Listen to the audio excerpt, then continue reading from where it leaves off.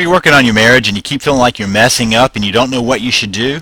My name is Lee Balk and I'm the internet's leading marriage expert, and we're here to look at that question, that very question today. Your marriage is in a crisis. That's probably why you're watching this video, unless you're just curious, and you may be feeling terror, panic, dread, or anger. Just want you to know that you may also experience headache, sleeplessness, nausea, or depression, and all of that would be a normal reaction. That's the normal reaction when our world is turned upside down, and we got to understand that that's not helpful, but it is normal. It's not a helpful situation when you feel all that fear, that anger, that dread, that depression, and all those physical symptoms. It is normal, though.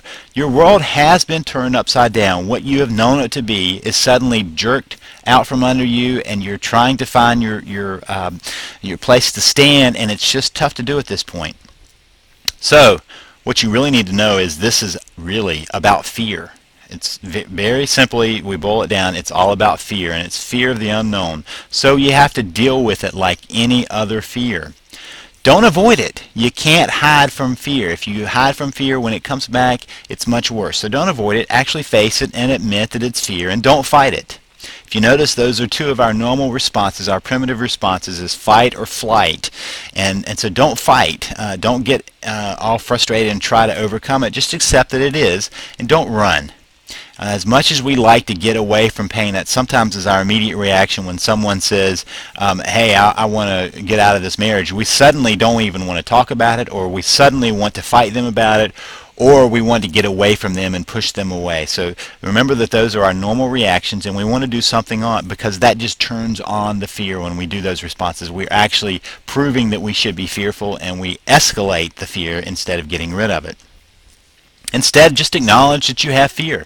Acknowledge what it's about. Acknowledge that you're scared because you don't want to lose your relationship, and seek advice from someone you trust. This can be a friend, a therapist, a minister, someone who can be beside you and support you through this process.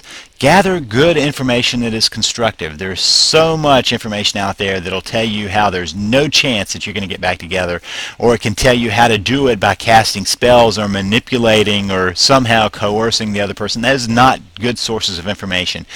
You need to find useful sources of information that move you in a constructive way, and avoid the spouse-bashing doomsayers, whether it's on the web or in the print. There are lots of places that will just tell you how horrible marriage is and how terrible your spouse must be. Don't listen to that. That just feeds what you're already feeling inside, and it helps you justify. So, but also, be clear about this.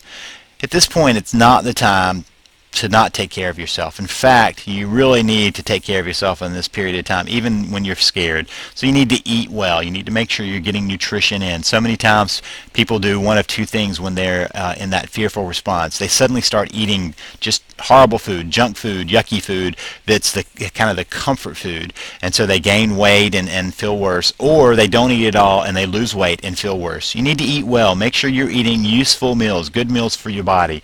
Get some exercise. Now, I'm not saying you start a whole marathon training program if you haven't been doing that, but you need to get out and walk and enjoy nature, or do something that releases some of that adrenaline that's building up in your body, because that really is a natural process here. When we get fearful, we're pumped full of adrenaline, and the only way our body can get rid of that is to work it out.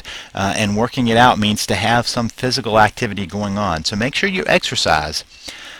And on top of exercising, make sure you get rest. Most people need between 6 and 8 hours of rest, and that's when they are doing okay. You may need to make sure that you're getting rest, because sometimes when we're fearful, we also don't rest well. We want to make sure that we take care of ourselves and have good sleep hygiene so that we can get the rest we need.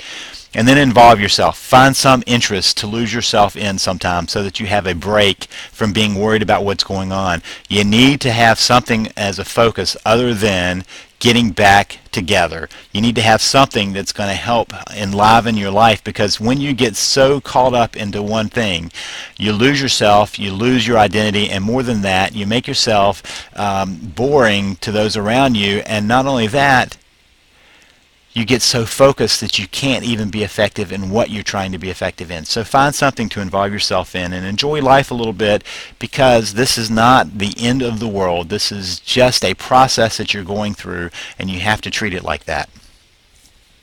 Not succumbing to the fear, that is priority number one. You want to breathe, meditate, take some time for yourself, calm down, and think of the soothing side of life.